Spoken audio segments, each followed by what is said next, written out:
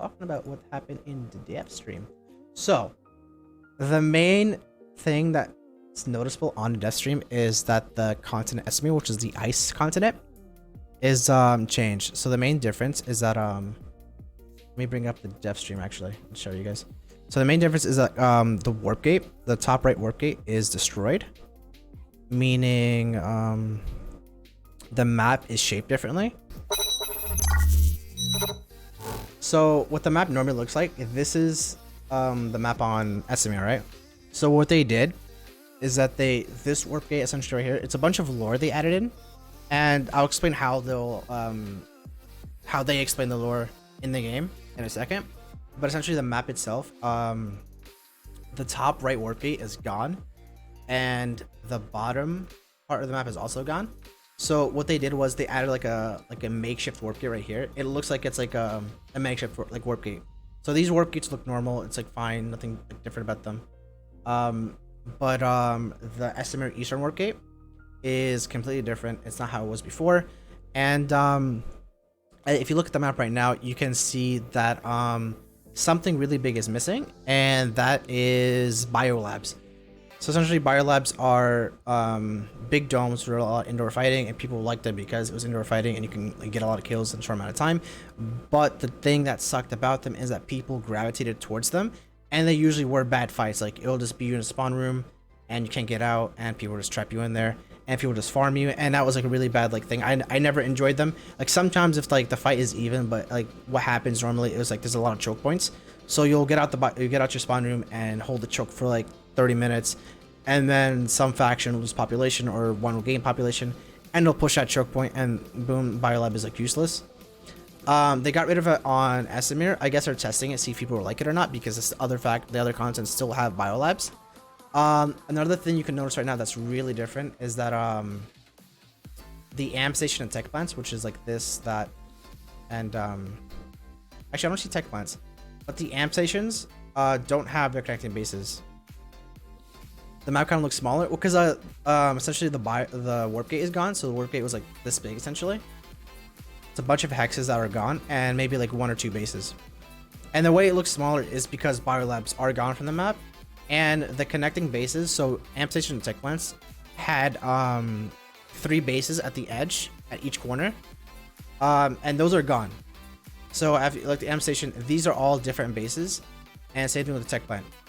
These are all like different bases. None of them is like for example Isa North Stronghold or South Docking Bay or whatever. They took off those like 3 bases that are connecting to him because they felt that the bases were too close, and at the point like they sort of like ruined the point of like going for base to base. It was like you just walk there, and it made like attacking the tech plant a little simpler maybe. I don't mind that they removed those like 3 bases to connect to like the amp station tech plants, but it's like a small change. I don't really mind it.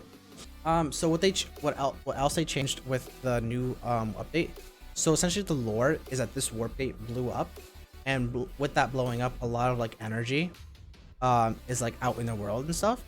So as we know, esamir is like a frozen continent, but because that energy released, rivers and lakes that were frozen aren't frozen anymore. So it's like the map like looks different like as you play it, and some areas like some bases lost their like ability to like regulate temperature. So you can see some bases have like an overabundance of snow and debris and stuff. So some bases are like gone, like covered in snow, which is what they're using to like cover up like the as I said, the 3 bases around the tech plant and around the amp station. Like those are gone and they're covered in snow. You can still visit them. Fights could still happen. I think it's more warlike. Yeah, I do too. Like a lot of bridges are gone. They added alternate routes. The lakes that had the bridges are just rivers now, and they said they're going to add little shallow areas because you can't travel through the water. So they're gonna add shallow areas so people can't travel like through them without like making people like really upset. And with the explosion of the warp gate, nanites, which was used to deconstruct vehicles and like infantry, aren't working. So there's a bunch of vehicles just scattered around the continent. So you could like walk around and find a Vanguard chilling or a Mag Rider hanging out and a Prowler just like abandoned somewhere. And I believe they said something about you being able to take them. So they will add not vehicle hacking, but hijacking. So you can find an abandoned vehicle and maybe most likely be able to enter it and use it. So for example, you could be NC, which is their main battle tank is the Vanguard, and you could be NC and you could use the Mag Rider or Prowler, which belong to the other two factions, which I think is pretty cool. A lot of people have been like waiting for something like that. I should probably turn my lights back on. I just realized it was like super dark. So yeah, that's actually really dope. Adding vehicles that you couldn't use normally made people were asking for so much with vehicle hacking, which is a really simpler way to add it, but we'll see how that goes because it might be a little broken because some vehicles have their benefits and their negatives, but they said like the loadouts on those vehicles will be pretty basic and nothing too crazy, which is understandable. Add a green faction, maybe that little gray area right here will change. Never know. So along with the explosion that happened with the warp gate, a lot of bases are broken. So some bases that still exist would look sort of different. Like for example, walls might be broken, or some buildings at some bases might be covered in snow. And I wouldn't mind a fourth faction. It'll add way more balance. So yeah, let's see how much stuff I covered so far. So we covered the amp station tech plan, slows in the connect. Okay. All right. So I think I mentioned a lot of things to do with the content layout. Also, so there will be like since like a lot of the areas are like heated up with the release of energy from the warp gate, some areas will have like a jungle type feel. So in the middle of a whole like snow desert, there will be some areas full of like trees and like grass and like flowers and plants and stuff, which is pretty cool. It makes the map look way more interesting. We still don't know what that growling in the mountain was, so maybe that'll be explained with the new campaign mission system. So what they're adding to so they want to do more lore in the game, and the way they'll do more lore is that they wanted to add like campaign to the game. So instead of like something like Call of Duty or Battlefield, which has like a story mode, you do a single player story mode. These campaign missions will essentially be like let's see if I can skip up to a part where they mentioned that. Yeah, so right here. So in your campaign, there'll be one campaign every 3 months, right? And so it'll be one, and the campaign is split up in chapters. So there'll be 3 chapters. So each chapter will take a month. So chapter 1 will happen first month, chapter 2 second month, and third month will have chapter 3. And then after you finish chapter 3, the campaign will end. And I believe the next 3-month period will start a new one. I'm not sure if there will be like a little gap in between the campaigns. But I asked the question in the chat. They didn't answer me. But that's fine. We'll see as it comes out. So yeah, chapters will have rewards. So when you do a chapter, you'll get a reward. So it shouldn't be something like insanely difficult. So something like new players could do as well, and like, you know, join into the fun, and not something super grindy that will you know, bore out people. So it should be something pretty simple and sort of entertaining. And each chapter will add like lore. I'm pretty sure this first campaign will be more explaining what happened to Esamir. And yeah, so essentially with the rewards, let's see if I can pull it up right now. So that's the mission system. So essentially with the chapters, for example, I think chapter 1, I forgot where they showed it, the rewards for chapter 1, but in chapter 1 you can get a new melee weapon. I think there's like new camo and a new helmet, and which is nothing like insane, like nothing broken, like this is cosmetics. So if people want them, they can grind them out and do them. If they don't want it, just have a lot of interest in the game, and they're trying a lot of new stuff to keep people. There's a lot of new stuff I haven't mentioned yet, which is really cool and interesting that I will discuss in a second after we talk about the mission system. So moving on to the mission system. So mission systems are essentially like daily quests. So my camera might be in the way. Let's move it right here. Yeah, there we go.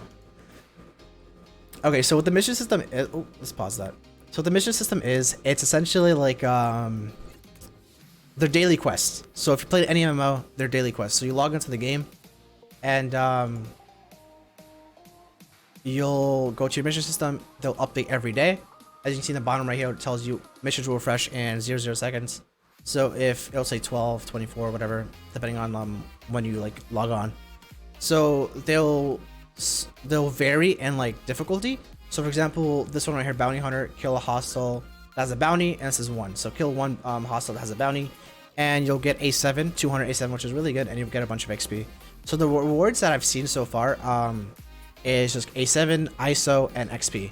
I'm not sure, and they mentioned something about weapon drops for newer players. So you might be able to get like some basic weapons as a newer player. I'm not sure if vets will get those, because they probably have like every weapon unlocked already. But getting new weapons as a new player is pretty hype. Like, oh, I just did a quest and I got a weapon, a new weapon. Might as well try it out.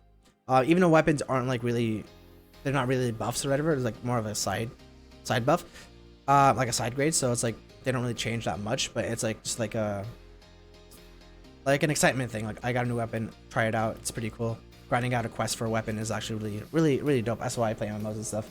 So these missions will not just be kill quests. There's for example, mining for Elysium, that might be just driving around the continent with ants and collecting resources. There's one called it's a courier quest, courier mission. So essentially, you go to your warp gate, you spawn a harasser, and then you go to waypoint to a certain area. You drive up to that area.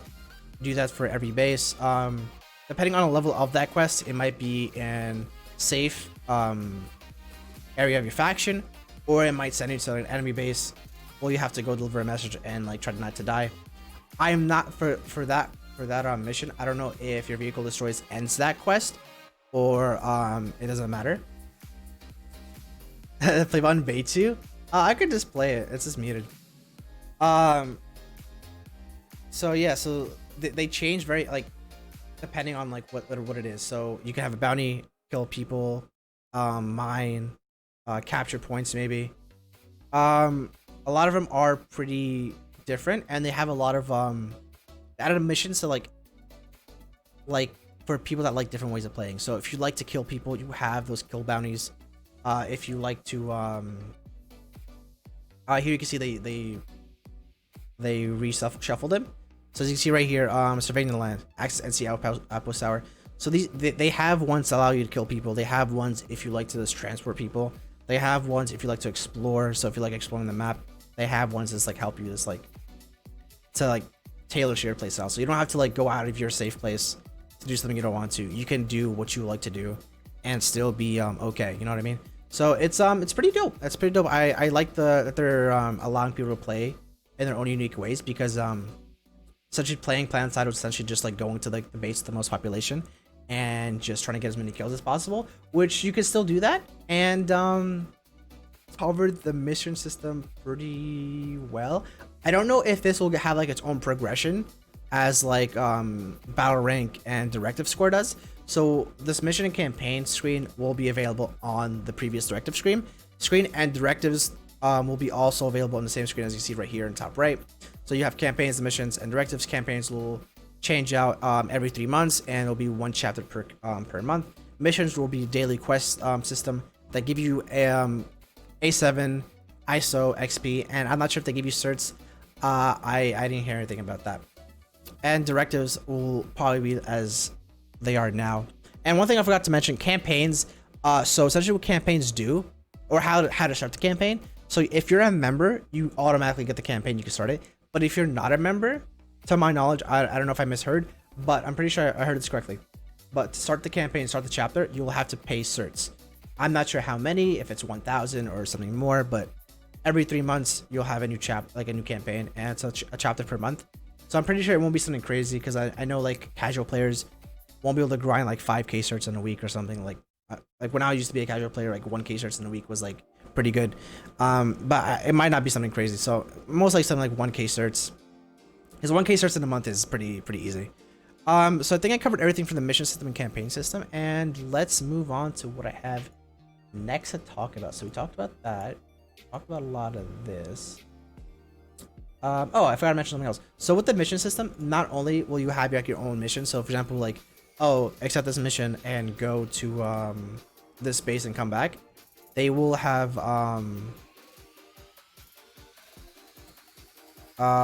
community missions.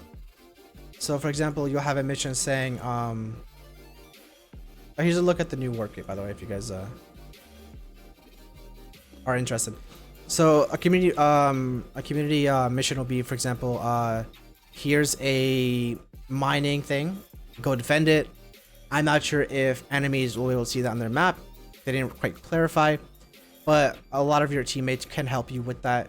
The mining thing might be in enemy territory, it might be in friendly, it might be in between two bases, but it's like something you can like do and like not just feel bored. So it's like there might be some conflict doing some of your missions, which is pretty cool because like the whole point of the game is to have like your PvP, and if they're like giving you ways not to PvP, then it's like sort of like make you not play the game. But some people don't like to play PvP, and there's ways you can avoid PvP as well.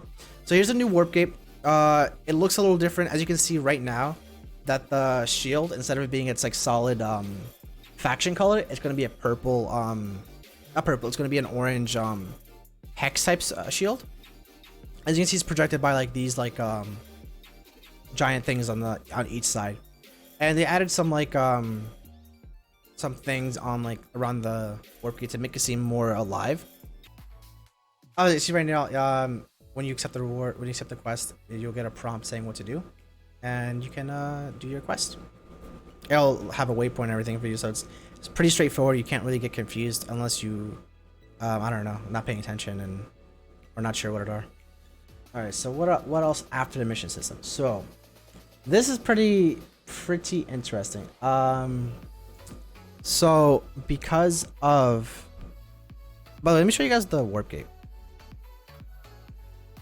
Where did they show that off?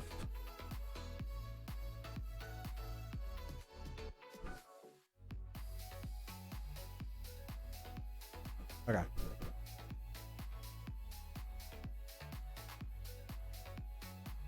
No. Okay. Here's the new warp gate. As you can see, as you saw, like there's like an abandoned tank right there. So these blue crystals will be, or blue rocks will be around the whole like map. Just there. I don't know what they do, if they have any purpose. As you see right here is one of the little forest areas, and this is the old warp gate on the top right of the map. You boss, have you picked the wrong time? Yeah, we're learning, guys. Come on. So I shouldn't pause it, but this is the warp gate now. That is what the warp gate on the top right looks like. So essentially what this did, it blew up and everything right here is like frozen in time. And it looks really cool. Apparently one of your campaigns will bring you here. And here's an example of like the bases being broken, and here's an abandoned tank. But apparently your missions, your missions and your campaigns will bring you to that warp gate and explain to you what happened and give you more lore and some story about everything there. Quicksilver is here, of course. Maybe we can become Quicksilver, you know. Who knows? As you see, here's a broken bridge with a thawed out river, or yeah, thawed out river. So some areas won't be accessible like before, and you might have to find different ways. Let me go right here. Which is, I'm hyped to see how they do their campaigns and missions, because I really like lore, and I feel like PlanetSide has like a lot of potential for like great lore and great a large opportunity for like an amazing story if they do it right. So moving on from the campaign and mission system, I think I officially covered everything that they mentioned. I'm not sure if I did it or didn't, but there's two more main things I want to talk about, and we'll head over